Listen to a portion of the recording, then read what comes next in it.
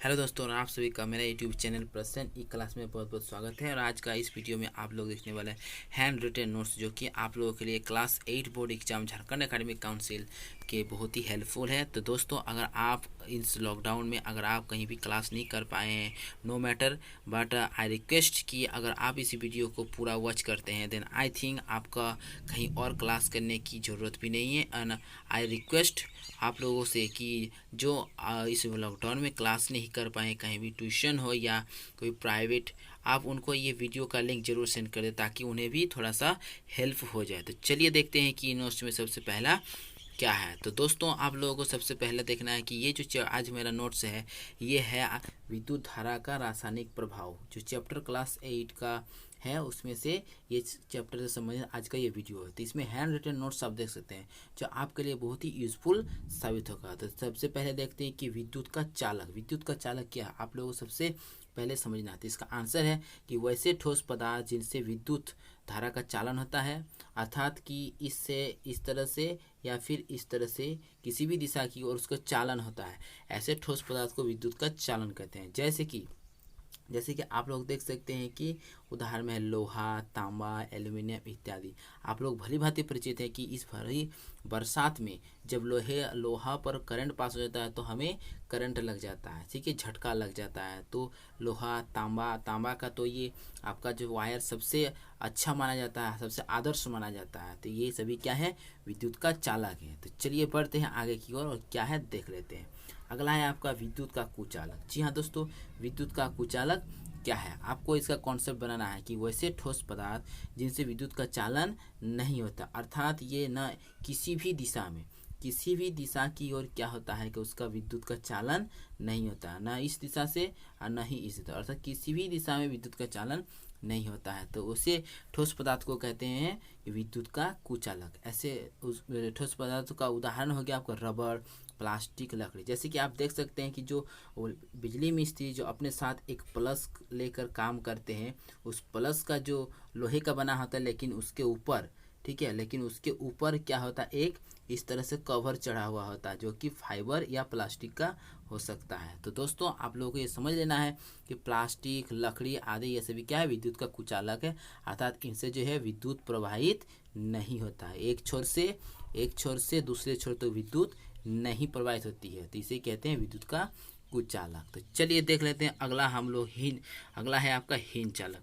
आप लोग तो भली भांति परिचित है, जैसे कि कभी कभार घर में सिंगल फेज होता है, अर्थात यही कि कभी लो वोल्टेज होता है, लो वोल्टेज ही हीन चालक है। क्या है, तो चलिए ऐसे पदार्थ जिनसे विद्युत का चालन दुर्बल होता है, अर्थात धीमे धीमे होता है, तो उससे क्या होता है कि ऐसे पदार्थ को हीन चालक कहते हैं। कभी कभार लो वोल्टेज का कारण भी यही होता है। तो जैसे टमाटर का रस में अगर हम विद्युत प्रवाहित करेंगे और उसे एक इलेक्ट्रिक सर्किट में जोड़कर बल्ब दे देंगे और एक स्विच बनाकर अगर उसमें विद्युत प्रवाहित करेंगे तो बल्ब जो है हमारा वो धीमे धीमे चलेगा, अर्थात लो वोल्टेज में चलेगा। तो यही है हीन चालक। तो चलिए दोस्तों देख लेते हैं अगला क्या है। ये नोट्स आप लोगों के लिए बहुत ही यूजफुल साबित होगा अगर आप इसका बहुत ही अच्छे से स्टडी करते लेते हैं और अपना नोट बना लेते हैं। तो चलिए देख लेते हैं अगला क्या है, सुचालक। जी हाँ दोस्तों, this is very very important question. आप इसे वेरी वेरी इंपॉर्टेंट क्वेश्चन के कैटेगरी में नोट करके रख लें। इसे ही इंग्लिश में कहा जाता है कंडक्टर कहा जाता है। तो सुचालक क्या है, देखो वैसे पदार्थ जिनसे विद्युत का चालन तीव्रता से होता है, ठीक है, ऐसे पदार्थ को क्या कहते हैं कि सुचालक कहते हैं। जैसे कि आप लोगों को पता है कि सुचालक हमारे घर में बहुत सारे ऐसे ठोस पदार्थ हैं जो कि सुचालक है। तो चलिए देख लेते हैं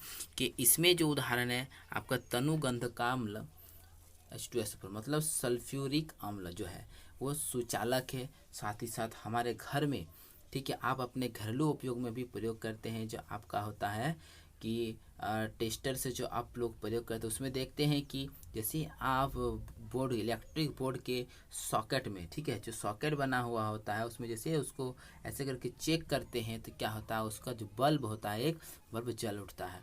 तो यही उसको प्रूव करता है कि विद्युत का क्या है, सुचालक है। उससे लोहा, यह विद्युत का सुचालक, उसमें तीव्र, ठीक है, जहाँ थोड़ा लोहा करंट मारा कि हम लोगों को करंट मार जाता है। तो ठीक है, तो चलिए बढ़ते हैं हम लोग आगे की ओर। तो चलिए देख लेते हैं अगला है कि एलईडी का फुल फॉर्म या फिर एलईडी का पूरा नाम क्या है। जी हाँ दोस्तों, आजकल हर एक घर में, ठीक है, बिजली खपत को बचाने के लिए क्या है, सभी कोई एलईडी बल्ब का उपयोग करते हैं। तो एलईडी बल्ब का फुल फॉर्म क्या है ना, लाइट एमिटिंग डायोड। जी हाँ, आपको ये याद रखना है, ये बहुत ही इंपॉर्टेंट हो जाता है, जो कि क्लास 8 बोर्ड में आपको पूछा भी जा सकता है। तो एलईडी का LIG light, EMI emitting DIOD diode, light emitting diode इसका फुल फॉर्म है। तो चलिए बढ़ते हैं हम लोग आगे की ओर। अगला है कि विद्युत धारा चुंबकीय प्रभाव उत्पन्न करती है। जी हाँ, जो विद्युत धारा है, ठीक है, अगर हम किसी लोहे पर अगर विद्युत धारा अगर लगातार प्रवाहित करेंगे, ठीक है, लगातार प्रवाहित करेंगे इस तरह से किसी भी सुचालक पर, तो उसमें क्या होगा ना, चुंबकीय प्रभाव उसमें उत्पन्न होता है और इसी तरह से चुंबक को भी बनाया भी जाता है। एक एक पॉइंट्स ये पूरा जो चैप्टर है उसमें खोज कर इसको बनाया गया है। ये इसमें बनाने में बहुत ही मेहनत लगा है एंड आई होप कि आप इस नोट्स को अपने कॉपी में नोट करके बहुत ही अच्छी तरह से अगेन एंड अगेन इसका स्टडी लगातार करते रहिएगा, ताकि आपका जो एग्ज़ाम हो, 8 बोर्ड का जो एग्ज़ाम हो, उसमें आप बहुत ही हाई स्कोरिंग करें, अर्थात आपका जो स्कोरिंग है आपका A+ ग्रेड में हो, ये मेरा पूर्ण विश्वास है अगर आप इस नोट्स को फॉलो करते हैं। और मैं इस तरह के नोट्स को लगातार अपने इस यूट्यूब चैनल प्रसेंट ई क्लास में लगातार अपलोड करता रहूँगा।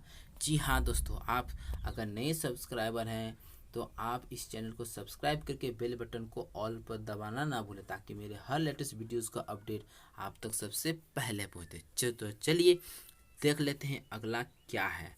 जी हाँ दोस्तों, अशुद्ध जल का विद्युत जो अशुद्ध जल मतलब यही होता है कि वर्षा का पानी जो लगातार 24 घंटे हम लोग देख लेते हैं कि 24 घंटे बारिश होती है, ठीक है, तो ये जो जल होता है, ये अशुद्ध जल, ये क्या होता है, आपका विद्युत का कुचालक होता है, क्योंकि इसमें खनिज लवण घुले नहीं होते। लेकिन यही पानी जब हमारे पृथ्वी पर गिरता है ज़मीन पर, तो उसमें खनिज लवण जो है घुल जाते हैं, फिर यही पानी क्या हो जाता है, विद्युत का सुचालक होता है। इसीलिए कहा जाता है कि हमें घर में कि भीगे हुए हाथ में कोई भी बिजली के उपकरण को नहीं छूना चाहिए और न ही विद्युत से खिलवाड़ करना चाहिए, क्योंकि ये हमारे लिए बहुत ही खतरनाक साबित होता है। तो चलिए देखते हैं कि अगला क्या है।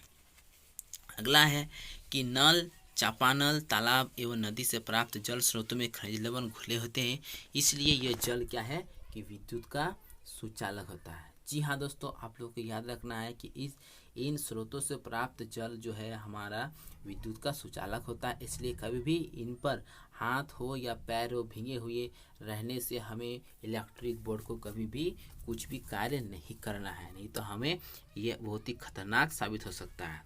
तो चलिए बढ़ते हैं। अगला है कि विद्युत धारा का रासायनिक प्रभाव क्या है। जी हाँ दोस्तों, जब चैप्टर का नाम ही है कि आप देख सकते हैं विद्युत धारा एवं रासायनिक प्रभाव, ठीक है, आप देख सकते हैं, तो यही आपका क्वेश्चन भी है कि विद्युत धारा का रासायनिक प्रभाव क्या है। तो आपको सबसे पहले इसका आंसर जान लेना और इसे नोट कर लेना है कि जब किसी अम्लीय, ठीक है, जब किसी अम्लीय विलयन में विद्युत धारा प्रवाहित की जाती है तो अम्लीय जल में रासायनिक परिवर्तन होता है।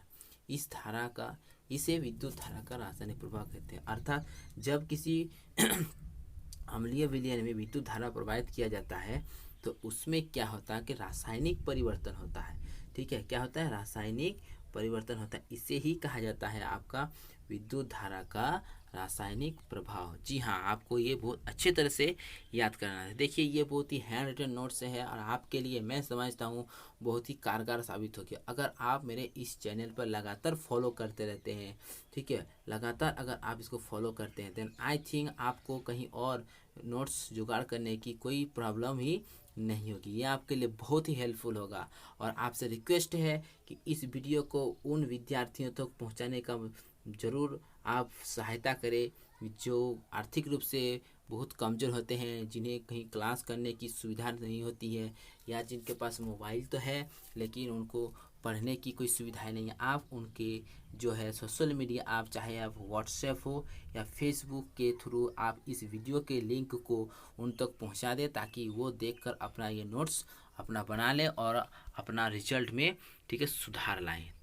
तो चलिए देखते हैं अब अगला क्या है, विद्युत अपघटन, इलेक्ट्रोलाइसिस। ये क्वेश्चन इतना इम्पोर्टेंट है कि ये आपका क्लास 10th, ठीक है, ये आपका क्लास 10th में भी पूछे जाने वाले आपका सवाल है। तो दोस्तों आपको इस क्वेश्चन को बहुत ही अच्छे तरह से कॉन्सेप्ट बनाना है।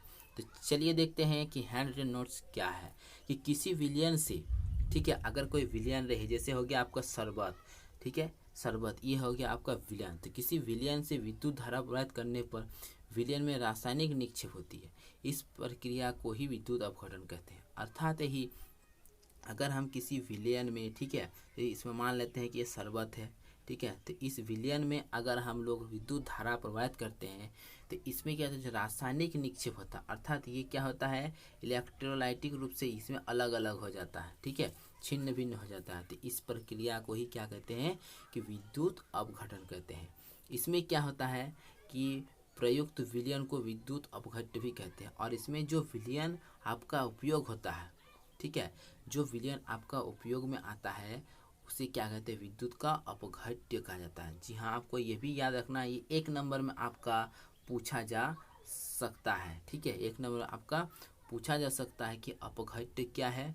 तब आपको लिखना है कि विद्युत धारा अपघटन में प्रयुक्त जो विलयन होता है, ठीक है, जो प्रयुक्त में जो विलयन होता है वही आपका क्या है ना, विद्युत अपघट्य। तो चलिए दोस्तों बढ़ते हैं आगे की ओर। इसके बाद आपका जो है बहुत ही इम्पोर्टेंट आ जाता है कि विद्युत अपघटन के उपयोग क्या है। जी हाँ, विद्युत अपघटन के बहुत सारे उपयोग है, जिनमें से आपको कुछ याद रखना, जो प्रमुख होते हैं, जो main one of the most important uses है वो आपको याद रखना है। तो धातुओं का उसके अयस्कों से निष्कर्षण में, ठीक है। दूसरा हो गया धातुओं के शुद्धिकरण में, जो धातु होते हैं उनका जो शुद्धिकरण किया जाता है, तो शुद्धिकरण में भी क्या होता है कि ये विद्युत अपघटन का उपयोग किया जाता है। तो चलिए बढ़ते हैं अगला आपका इलेक्ट्रोलैपिंग करने, अर्थात जैसे जो लोहा जैसे धातु को जंग से बचाने के लिए क्या किया जाता है कि उस पर जस्ते का एक परत चढ़ा दिया जाता है, ऊपर से जस्ते का परत दिया जाता है। इससे क्या होता है कि उसमें जंग लगना बंद हो जाता है। तो इलेक्ट्रोप्लेटिंग भी कहा जाता है इसे इंग्लिश में। तो चलिए देखते हैं अब अगला है विद्युत लेपन। तो दोस्तों विद्युत लेपन क्या है, इलेक्ट्रोप्लेटिंग, ये भी जान लें कि विद्युत धारा की सहायता से किसी धातु के सतह पर, ठीक है, धातु की सतह पर इच्छित धातु का परत निक्षेपित करने की प्रक्रिया को कहते हैं विद्युत लेपन। जी हाँ दोस्तों, जैसे कि मैंने अभी आपको बताया कि इलेक्ट्रोप्लेटिंग क्या है, इसमें क्या होता है कि किसी भी विद्युत धारा की सहायता से किसी धातु पर हम मनचाहे धातु को उस पर एक परत चढ़ा देते हैं, तो क्या होता है कि वो उसे विद्युत लेपन कहता है। जैसे कि आप लोग जानते हैं कि सोने में, ठीक है, सोने का जो आपका ज्वेलरी होता है, ठीक है, सोने का जो ज्वेलरी होता है उसमें क्या करता है, हम लोग कहते हैं ना कि अगर सोना नहीं पहन पाते, इतना वो कीमती होता है, तो उस पर सोने का पानी चढ़ा देते हैं। तो ठीक उसी प्रकार किसी भी धातु पर अगर हम इच्छित धातु का परत अगर विद्युत धारा की सहायता से अगर उस पर चढ़ा दे तो क्या हो जाएगा, वो हो जाएगा आपका विद्युत लेपन, मीन्स इलेक्ट्रोप्लेटिंग। इसी के तहत क्या होता है कि लोहे को जंग से बचाया जाता है और ये बहुत ही कारगर साबित होता है। तो चलिए देखते हैं अब आपका जो बीच का जो प्रश्न होता है, अर्थात ये जो आपका चैप्टर होता है पाठ्य पुस्तक एनसीईआरटी बुक का, उसके पढ़ाई से जो भी क्वेश्चंस इंपॉर्टेंट क्वेश्चन है, मैं अपने स्तर से सभी क्वेश्चन को कि यहाँ पर हैंड रिटन नोट्स बनाने का प्रयास किया हूँ। आई होप कि आपको ये बहुत ही इम्पोर्टेंट लगे हैं और आप इसे नोट भी कर लें।